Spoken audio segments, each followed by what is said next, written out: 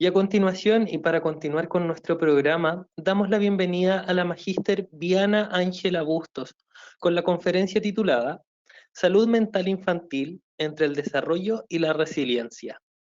La magíster Viana Ángela Bustos Arcón pertenece a la Universidad de San Buenaventura, Cartagena de Colombia, es subdirectora nacional del campo de Psicología Clínica del Colegio Colombiano de Psicólogos, COLPSIC, representante del campo de Psicología Clínica Zona Norte del Colegio Colombiano de Psicólogos, COLPSIC, miembro internacional de la American Psychological Association, APA, miembro profesional de la Sociedad Interamericana de Psicología, SIP, candidata a doctora en Psicología, becaria en Colciencias Uninorte del doctorado en Psicología, Universidad del Norte, magíster en Psicología de la Universidad del Norte, especialista en Psicología Clínica de la Universidad del Norte, psicóloga de la Universidad Metropolitana, psicoterapeuta y docente universitaria, tutora clínica e investigadora, categoría Junior en Colciencias, para evaluador reconocido por Colciencias, conferencista en congresos nacionales e internacionales,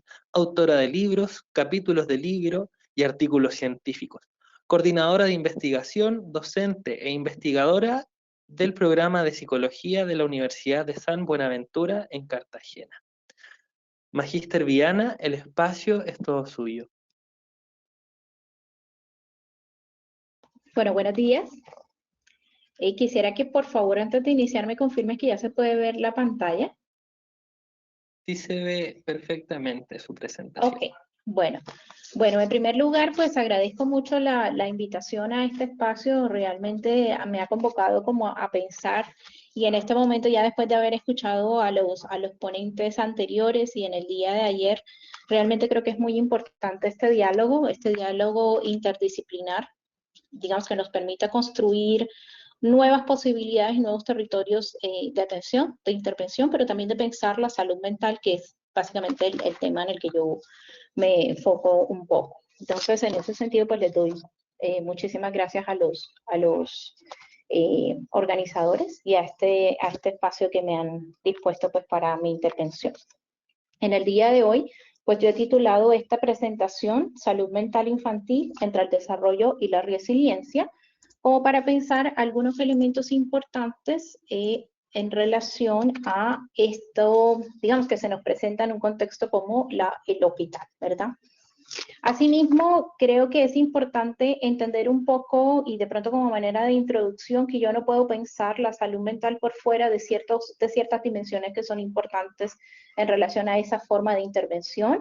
Hablaré en particular, digamos, en algunos momentos desde la psicología, pues que es el territorio en el que yo me desenvuelvo, pero aún así creo que hay elementos que son afines, ¿verdad?, a nuestro quehacer profesional, y creo que eso, digamos, entre el día de ayer y hoy lo han dejado muy claro las ponencias anteriores. Para iniciar, me propongo presentar un poco en mi ponencia o en estas palabras que yo he redactado, estas premisas que son, digamos, como los derroteros de mi argumento para el día de hoy. Entonces voy a iniciar aquí. Digamos, para pensar un poco la salud mental, creo que es importante que reconozcamos que la salud mental es una problemática social y de salud pública, y creo que eso no lo podemos desconocer en ninguno de los territorios, y creo que ha quedado bastante claro con las intervenciones anteriores. Es una preocupación a nivel nacional, a nivel internacional, y pues las cifras nos demuestran que es de alta preocupación y que es de una injerencia importante para cualquier profesional, es decir, no solamente el psicólogo o el psiquiatra pensar la salud mental, sino que es territorio de todas las profesiones en la medida en que esto tiene una relación directa pues con el desarrollo humano. En ese sentido, pues las cifras de trastornos mentales evidencian esa compleja situación de alteración del bienestar que atraviesan los seres humanos a nivel mundial. Esta naturaleza crítica se suma a algunos elementos importantes a considerar, en particular me centraré en los últimos dos, al señalar que los trastornos mentales se constituyen antes de los 14 años, de acuerdo con la OMS en el 2018, pero también que el 20% de los niños, niñas y adolescentes en el mundo padecen de problemas mentales. lo cual es, digamos, es una situación que nos debe involucrar a todos como profesionales, ¿no? Y que este territorio de la salud mental no es exclusivo ni de los psicólogos ni de los psiquiatras. Asimismo, las guerras y las catástrofes duplican la incidencia de problemas mentales, por lo que ambos factores se constituyen en factores de riesgo. Sin embargo, no todo el panorama puede ser negativo, o no necesariamente lo podremos entender así. La resiliencia que nos propone, o digamos, este modelo de resiliencia que nos propone Cyrulnik y una perspectiva de la recuperación que nos propone la Organización Mundial de la Salud, se pueden presentar como conceptos y estrategias que bien pueden favorecer el desarrollo y la atención en salud mental desde los diversos escenarios o contextos en los que se desenvuelve un ser humano en sus distintos momentos evolutivos, e incluso pensarlos en un territorio o en un escenario como la hospitalización. Bajo estas premisas es importante considerar algunos elementos que se constituyen como directrices esenciales en la atención en salud mental desde una perspectiva mucho más ampliada, mucho más comprensiva y centrada en la dimensión subjetiva, experiencial y emocional de los seres humanos, que, digamos, por mera coincidencia, entenderé así, ha sido como la directriz del trabajo del día de hoy. De este modo, el contexto, la singularidad, la resiliencia y la atención clínica profesional, y en esa atención clínica profesional entramos los psicólogos, los trabajadores sociales, los psiquiatras, los pedagogos y demás, son pilares de una atención humanizada y significativa frente al malestar. Asimismo, en esto que nos hemos propuesto comentar el día de hoy, esta relación dialéctica del ser humano o del individuo con el contexto implica a los seres humanos, o que se les comprenda a los seres humanos en un encuentro con su propia realidad, con sus roles, con sus afectos, con su familia, con su escuela. Es decir, no podemos pensar en el entendimiento habitual de las condiciones biopsicosociales. A veces esta definición puede ser insuficiente porque no alcanza a representar las particularidades humanas, contextuales, familiares e individuales de cada persona. Pensemos por un momento el contexto del COVID-19 que nos ha presentado pues la pandemia, y que de ningún modo hemos quedado por fuera de esta situación a nivel mundial. Digamos, la situación del COVID nos presenta unas realidades que son necesarias considerar. Los temores en ese momento se hacen realidad, las personas temen contagiarse, temen enfermarse, temen contagiar a los otros. Las personas han perdido sus trabajos, algunos les han sido pausados sus contratos y en algunos afortunados han tenido la posibilidad de hacer teletrabajo o trabajo en casa. Y pues para la muestra, nosotros como evidencia. Algunas familias también han sido despojadas de sus viviendas por faltas de pagos o digamos, de continuidad de sus pagos. Comercios, negocios y empresas temen quedarse en la quiebra y los gobiernos en este momento enfrentan una crisis en sus sistemas sanitarios y sociales ante las necesidades básicas de familias y comunidades enteras. Hoy, todos los países del mundo diseñan, implementan y consolidan esfuerzos que permitan desde sus diversos ámbitos atender necesidades de salubridad, necesidades sociales, económicas y políticas que conduzcan a reducir la curva de contagio y proteger la vida. En este momento esa sigue siendo la prioridad a nivel mundial. Empero, esta tarea que ya de por sí es titánica, no puede ser sin consecuencias. Pues resulta paradójico que frente a estos grandes desarrollos tecnológicos, técnicos y científicos, un virus haya puesto en evidencia las más profundas inequidades y carencias de sus ciudadanos. Las escuelas, colegios y universidades se enfrentan al desafío de la educación virtual, mientras que los estudiantes y docentes aprenden a la par de los medios tecnológicos, que per se eran usados para fines sociales y no necesariamente para fines educativos. El panorama actual nos confronta con la realidad, esa realidad que como profesión estamos obligados ética y moralmente a entender y a mejorar, y ese es, digamos, ese es el escenario en el cual nosotros estamos imbuidos.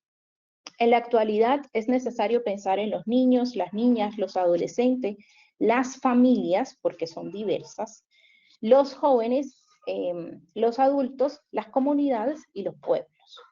Hoy parece necesario atender la diversidad. Y alguien aquí puede preguntarme por qué es preciso comprender el panorama del COVID-19. Pues justamente porque el individuo no es posible pensarlo por fuera del contexto o de su realidad. Y con ello quiero decir que para entender hoy a un ser humano es necesario entenderlo en medio de la emergencia y que cualquiera sea nuestra profesión o nuestra disciplina, es necesario pesquisar esa realidad total. Y deberemos apelar a esa comprensión para poder hacer mejor nuestro trabajo o mejor nuestra atención. Los desafíos clínicos en el campo de la salud mental implican, y esto va en concordancia con mucho de lo que dijeron los colegas el día de ayer, superar el reduccionismo acuciante de la salud a partir de la enfermedad. Es decir, debemos empezar a salirnos de esa comprensión hegemónica de la salud en virtud de la medicina. Es por esto por lo que la práctica clínica debe ir conforme a los hechos históricos contemporáneos. Para la muestra, el COVID-19. Más aún cuando se trata de la salud mental, atendiendo sus necesidades y condiciones específicas. Al establecer que la clínica opera en individuos determinados por sus condiciones psíquicas particulares, históricas y ambientales. Y aquí coincido muy profundamente con la colega anterior, con Sil. Entre tanto, es un error pensar a los individuos al margen de la sociedad que los habitan. Y en este sentido es justo señalar que la experiencia individual y la experiencia social están entrelazadas, o sea que la salud mental no se aleja de las vicisitudes cotidianas y los conflictos humanos que habitan a los individuos. Bajo esta línea de trabajo, me propongo entonces pensar un poquito los elementos de la singularidad de la salud mental. Habitualmente se nos presenta la salud mental como un molde, es decir, como una forma predeterminada en la que cualquier ser humano debe ser.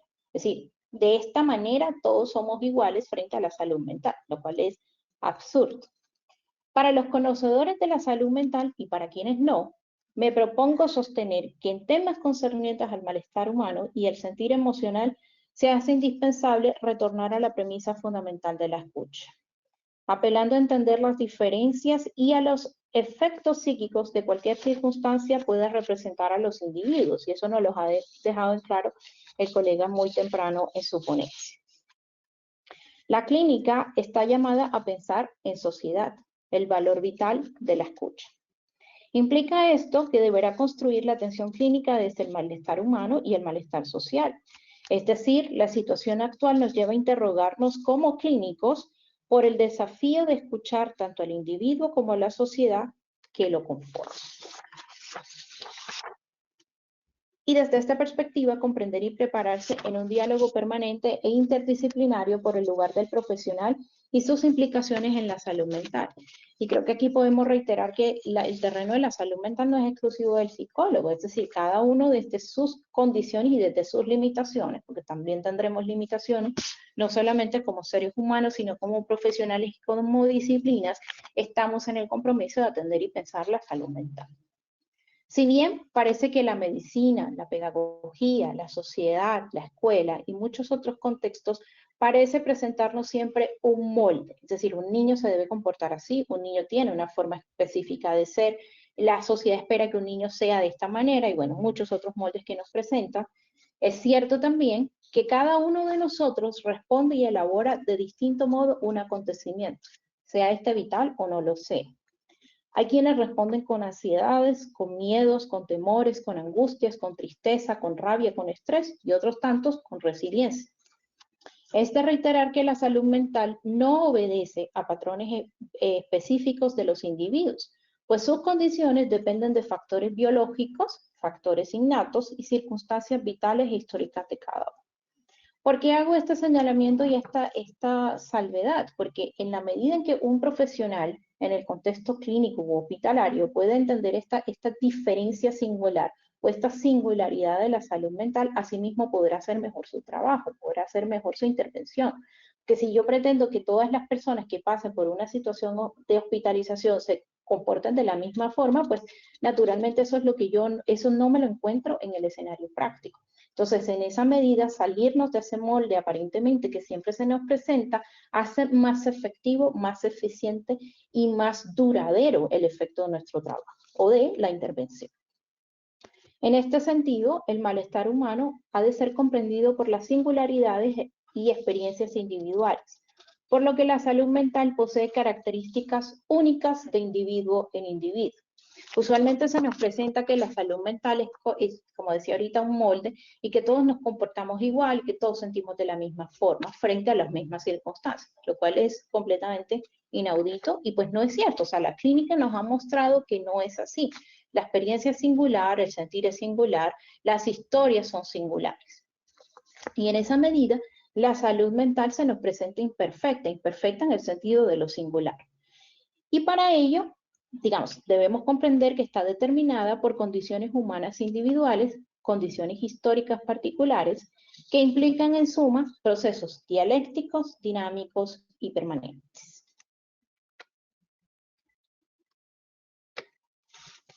Bien, entendiendo en este sentido, pensemos un poquito la salud mental como una responsabilidad de la sociedad y de la ciudadanía. Y para ello, con frecuencia se nos presenta que la salud mental es terreno exclusivo de los psicólogos y de los psiquiatras. Nada más desacertado que esto, en la medida en que la salud, tal y como nos la presenta la Organización Mundial de la Salud, es un terreno biopsicosocial. De modo que la salud y la salud mental es exclusivo, es decir, pertenece a todos. Los padres, las madres, los docentes, los cuidadores, los profesionales, el Estado y cualquier otro escenario o persona que de manera directa o indirecta, con sus acciones, con sus decisiones e incluso con sus omisiones, impacten la naturaleza constitutiva de la salud mental y el desarrollo emocional de los niños, niñas, adolescentes o adultos. Si bien es cierto que hay compromisos políticos, sociales, científicos en favor del desarrollo humano desde la más tierna infancia, no son suficientes cuando se justifica la importancia esencial de los afectos que comportan los vínculos humanos. En este sentido, es menester de todos, como sociedad, procurar la satisfacción de las necesidades básicas, por un lado, y el cubrimiento de necesidades emocionales, afectivas, cognitivas y demás, de modo que aún en circunstancias potencialmente traumáticas, como lo puede ser la internación en un hospital o de cualquier otra índole, puedan ser oportunamente atendidas e intervenidas, especialmente en aquellos que implican la salud, la calidad de vida y la vivencia emocional. En este sentido, entonces, es preciso comprender la salud en los contextos. Y para ello, entendamos que la salud mental, así como la vida en general, está llena de contradicciones, de conflictos relacionales, de dificultades generales que interfieren en los individuos de una manera u otra y que obligan, en el mejor de los casos, a la permanente resignificación de las condiciones vitales, pulsionales y relacionales sobre las cuales es preciso comprender las motivaciones humanas inconscientes determinadas por la historia particular a cada individuo. Bajo esta premisa es indispensable recordar que la salud mental va más allá de la epidemiología y que el quehacer de la salud mental radica en comprender sus implicaciones y en intervenir sus dificultades. Y esto lo podemos pensar en el contexto hospitalario perfectamente. Las frecuencias, los síndromes y los trastornos son importantes en la medida en que permitan entender las complejidades humanas y contribuir a través de estrategias a la mejoría del bienestar individual y comunitario, pero son insuficientes para resolver problemas, es decir, son insumos, pero quien finalmente termina tomando decisiones son los profesionales, el pedagogo, el psicólogo, el trabajador social, el psiquiatra y demás, no la estadística. Así, entonces, la escuela, la familia, el hospital, la universidad, la oficina de bienestar laboral y muchos otros escenarios, al hacer parte de la sociedad, al tener una responsabilidad con la sociedad, deben también no solo pensar la salud mental, sino atenderla. Y esto implica que generar estrategias, acciones, medios, métodos y alianzas, que es mucho de la discusión que se ha propuesto este primer workshop, que favorezcan el desarrollo de habilidades humanas, emocionales, afectivas y resilientes, conforme a su contexto y a los desafíos diarios de la familia, los pares y la sociedad en general. Entonces, desde la escuela se podrán hacer cierto tipo de acciones y estrategias con las limitaciones que implique la escuela. Asimismo en el hospital, asimismo en un trabajo, asimismo en la oficina de bienestar de una universidad. En este sentido, pues tendremos que decir que la salud mental implica riesgos, es decir, como no existe un molde, pues la salud mental está determinada por la singularidad y asimismo será abordada o intervenida, aunque a veces nos cueste como profesionales tratar de entender un poco este sentido. Que finalmente lo que nos dice Winnicott es que cada quien apela a su propia capacidad creativa y no a la capacidad creativa del talento del artista, sino a la capacidad creativa que como individuos tenemos unas herramientas para poder lidiar con todas las condiciones de la vida misma. Bien, pensando un poco esta relación entre el desarrollo y la resiliencia, pensemos lo siguiente. El ser humano se ha establecido como un suceder evolutivo que confiere a los individuos su condición humana, es decir, aquello que los hace únicos. El desarrollo humano, entendido como lo plantea Anna Freud, es un suceder de etapas de crecimiento y de desarrollo. Pero se nos ha presentado habitualmente que el desarrollo es una secuencia etapista y que cuando se cumple la primera ya no hay retrocesos y todo sigue siempre hacia adelante. Pero no necesariamente es así, digamos, el desarrollo no es lineal, es evolutivo, pero no es lineal. Esto implica, como nos dice Bloss, que todas las expectativas e influencias normativas del medio constituyen estímulos para el crecimiento. Por lo tanto, todo lo que ocurre en el proceso de desarrollo, sea constitucional o no, siempre tendrá un impacto fundante en la vida psíquica y de la salud mental infantil, incluso una hospitalización. Es decir, que el desarrollo humano es muy por el contrario a lo que se piensa indeterminado. ¿Indeterminado en qué sentido? En qué singular y que dependerá de esas relaciones entre lo biológico, lo relacional y pues lo social, ¿no? Lo social representado en la cultura, la familia y demás. Pero no significa que sea fortuito, pues se somete a las peculiaridades de los individuos, sus circunstancias y sus historias. Las relaciones humanas están determinadas por vínculos afectivos inicialmente necesarios, o sea que lo afectivo se constituye en un componente fundamental del desarrollo humano y la personalidad. El desarrollo humano se comprende, como podremos señalar acá, como el conjunto vital de los procesos psíquicos que tendrán lugar durante los primeros años de vida y que se conjuga con las condiciones biológicas y del ambiente. Es vital precisar que los procesos madurativos constitucionales, como nos dice Greenspan, requieren los vínculos afectivos esenciales para su despliegue durante la infancia. Y pensemos un poco que incluso en un contexto hospitalario son precisos de establecer vínculos afectivos. La resiliencia, por otra parte, y pese a lo que habitualmente nos presentan, no posee un carácter innato, es decir, no viene con nosotros. En tanto que su emergencia, es decir, que su surgimiento es singular y pertenece a las relaciones posibles entre lo biológico y lo ambiental. Entonces aquí yo sostengo que la resiliencia es un efecto del desarrollo, es decir, cuanto mejor suceda el desarrollo, pues más recursos para la resiliencia podría tener un individuo. Tanto como, como el desarrollo mismo. Como tal, puede decirse que comporta la integración compleja de los factores participantes del desarrollo humano y que además deriva de la intimidad que concierne a la vida de cada ser humano. Y por intimidad me refiero a lo singular, a su propia historia. La resiliencia entonces opera en una dimensión psíquica y por ende es individual. Ninguna capacidad de resiliencia se parece a otra. Ningunos elementos o recursos resilientes propios son iguales a los de otra persona, a los de otro niño o a los de otro adolescente. Y en este sentido, Sussenfeld y Sonis nos dicen que desde esta perspectiva, desde el psicoanálisis, ellos enfatizan la idea de la transformación a partir de su relación específica con la resiliencia. Es decir, la resiliencia sería esa capacidad de transformarse. Habitualmente se entiende entonces que la resiliencia surge o emerge a propósito de acontecimientos traumáticos o de dificultades adversas, o a situaciones que sobrepasan las capacidades individuales. Sin embargo, en un plano mucho más amplio, que es lo que hemos tratado de sostener, la resiliencia es en sí mismo el desarrollo. O sea, el buen acontecimiento del desarrollo es resiliencia. El favorecimiento del desarrollo es en suma resiliencia. Lo que resulta interesante aquí, para pensar un poco, es que el aparato anímico es un todo y es un carácter unitario, pero no es integral. Lo que se corresponde con el desarrollo, aunque ocasionalmente se nos presente fragmentado. Es decir, el desarrollo usualmente se nos presenta por partes, lo biológico, lo social, lo cognitivo, el aprendizaje, y así mismo lo planteamos, y yo lo he dicho también.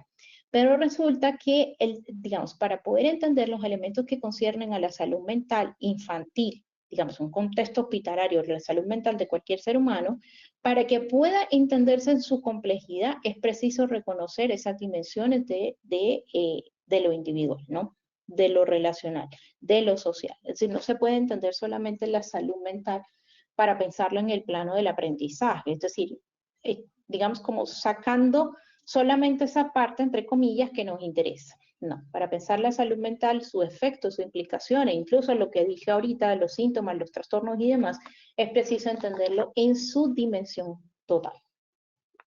Y en este sentido, interesa, en un plano como el del hospital, pensar la afectación psíquica y sus consecuencias, aquellas que precisamente pueden dar pie a promover con el desarrollo todo aquello de lo que sea capaz un individuo. Más aún, el individuo resiliente, que demuestra con toda su expresión que la afectividad, es decir, los vínculos afectivos o las relaciones, no pueden anticiparse, no pueden evaluarse como algo que se someta a un criterio a priori. Es decir, yo no puedo anticipadamente saber que Pepito puede ser resiliente y que Juanchito no. Conforme a la experiencia es que podremos dar como resultado estas condiciones que hemos dicho del desarrollo que se han constituido a lo largo del proceso vital, que podrán surgir o no, pero a priori no podremos saber. En este orden de ideas, la resiliencia se presenta entonces auténtica y única, por eso no se parece ninguna condición de resiliencia a otra.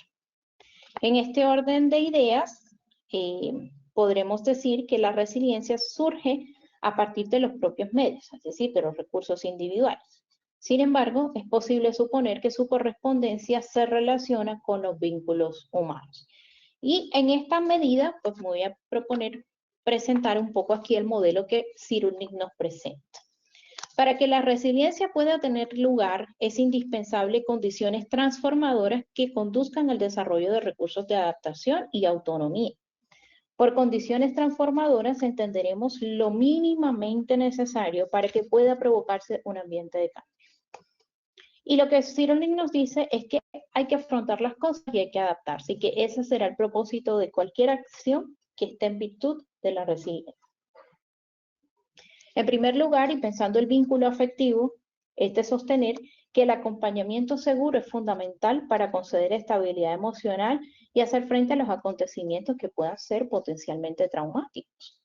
Y en esta condición, digamos, del vínculo afectivo se presenta la importancia de los profesionales. Es decir, no solamente pensarlo en el plano que ayer hablaban como de lo deshumanizado, sino de pensar el trabajo del profesional en un contexto hospitalario, pero lo más humanamente posible, es decir, reconociendo mínimamente las calidades y dignidad del otro.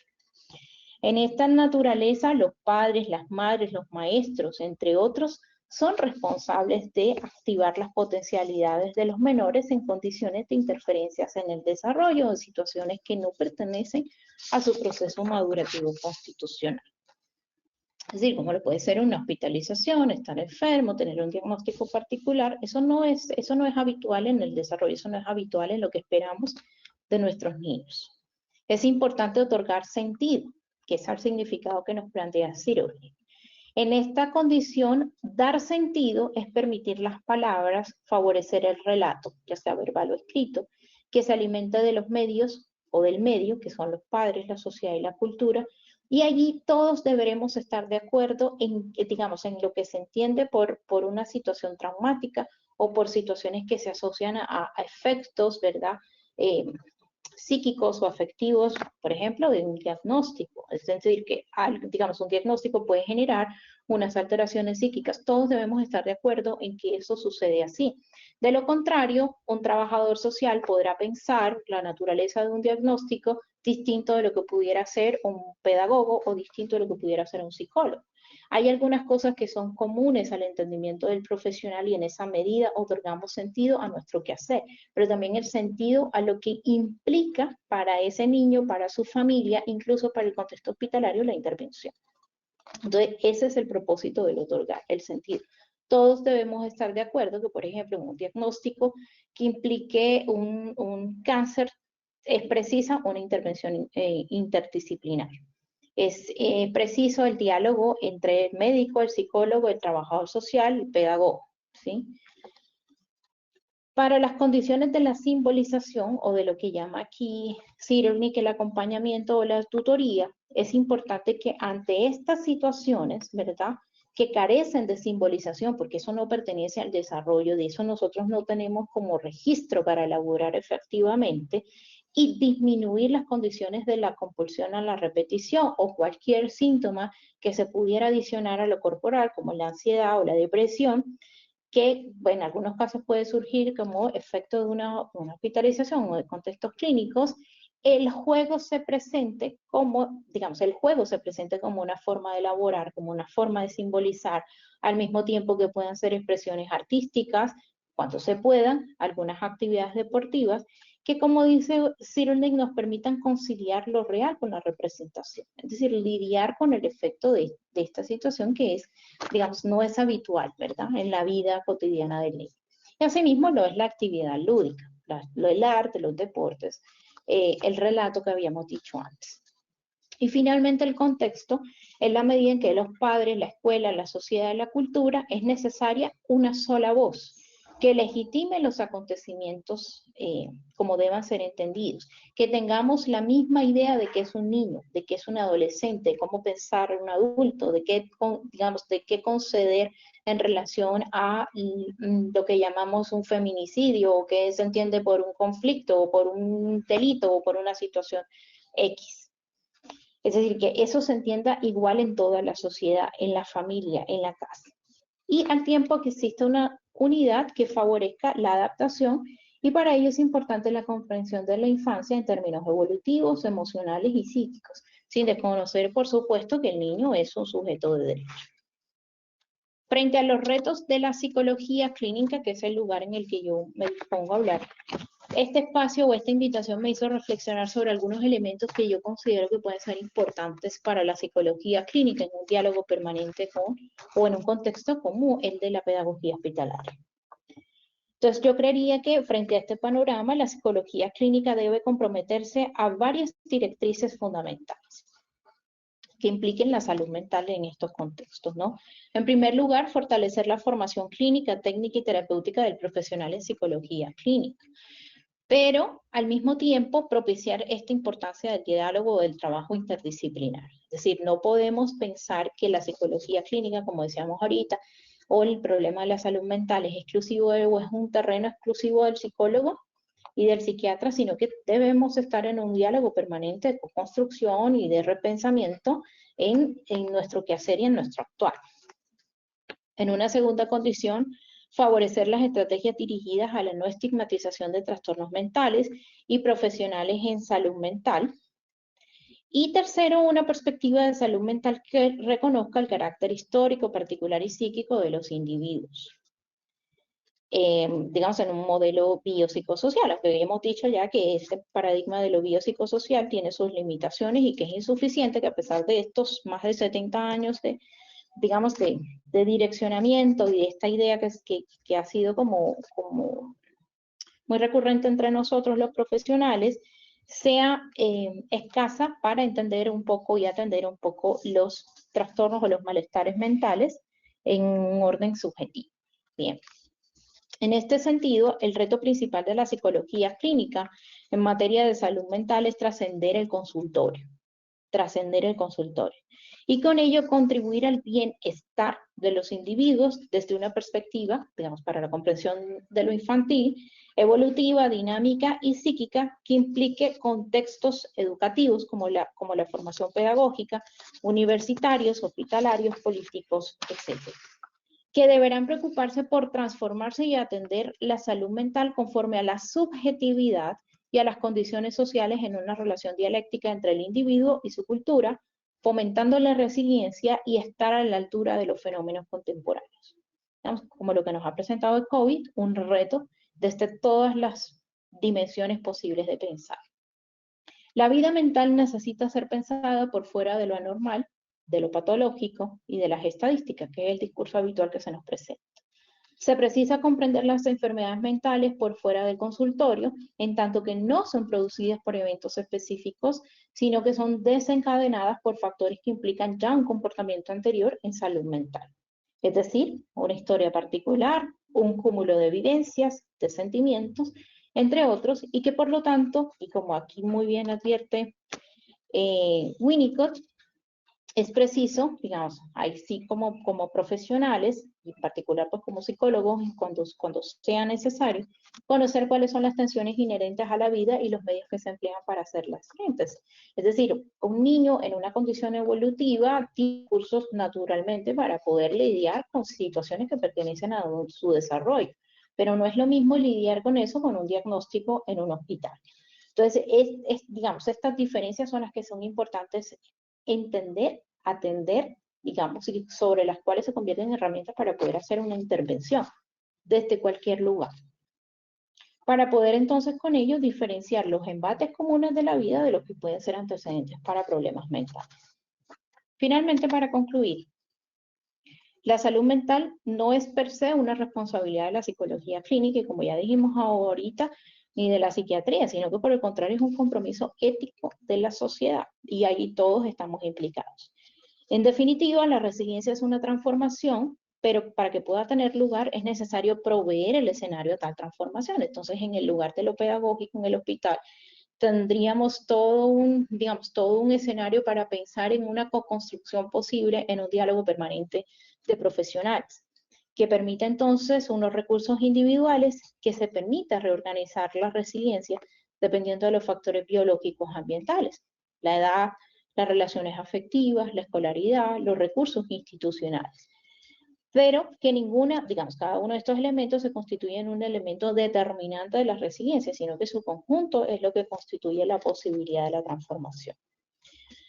Digamos, para pensar un poquito más acá, y que sea este el momento para generar más preguntas que certezas con esta discusión, pensemos de aquí en adelante cómo puede ser una atención posible desde las escuelas, los colegios, las universidades, los lugares de trabajo.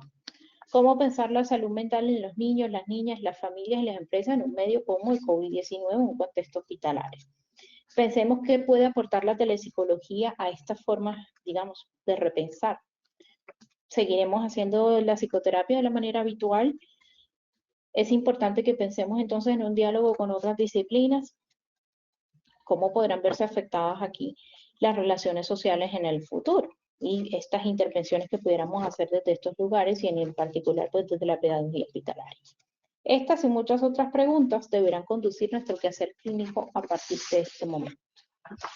Apelo aquí entonces a la capacidad creativa que tenemos como individuos y como comunidades, donde solo debemos, digamos, partir de la capacidad de quienes en su saber, y aquí estamos todos, puedan permitirse una co-construcción que medie entre el poder escuchar, el poder expresar y que se generen los medios para producir la creatividad, que en este caso serían las formas y los medios de intervención.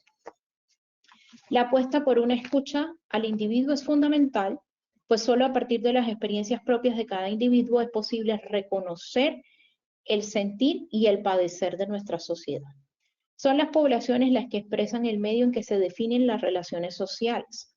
Lo humano sería precisamente eso, aquello que se construye subjetivamente de individuo en individuo, de ciudadano en ciudadano, al tiempo que interviene junto con las condiciones sociales en el modo de estar, pensar y actuar de una época que como la nuestra nos pone digamos, en un nuevo diálogo y en un nuevo discurso permanente. Finalizo aquí con una pregunta o con una frase que le he escuchado a un colega en Chile, precisamente, que seguramente puede ser conocido para algunos, que es Felipe Lecanelier, y que frente a esta situación de la pandemia nos ha planteado el reto de pensar un poco más, mejor y con mayor profundidad el aprendizaje, pero más que el aprendizaje es la relación de enseñanza-aprendizaje, la relación del docente con el estudiante y qué es realmente hacia dónde está apuntando la educación. Es decir, ¿qué privilegiamos más, el aprendizaje formal o el aprendizaje socioemocional? Y nos ha invitado, y creo que aquí puede ser un momento propicio en este digamos, a fin del interés de este workshop, de pensar esos paradigmas o esas ideas o estas premisas que puedan conducir un trabajo en la línea de la intervención en contextos hospitalarios. Entonces yo creería que un elemento a pensar acá y que puede ser un insumo de aquí en adelante es pensar, digamos, los retos o las condiciones del desarrollo socioemocional de los niños en particular, que es el tema en el que yo me centro, pero cómo eso, digamos, cómo eso puede impactar en la formación de profesionales, en las formas de intervención en contextos hospitalarios, en las formas de acompañamiento a las familias. Y digamos a las formas y a los medios que deberán ser necesarios, repensados desde las instituciones. Entonces yo creo que con esta frase y con esos 4 elementos que acabo de señalar, finalizo mi intervención. No sin antes pues darles las gracias por el espacio, por la escucha, y aquí algunos elementos de las referencias. Muchas gracias. Muchas gracias a ti, Viana, por tu excelente ponencia. Y abrimos el espacio para las preguntas del chat. Vamos a ver si es que alguno de los asistentes se anima a preguntar algo.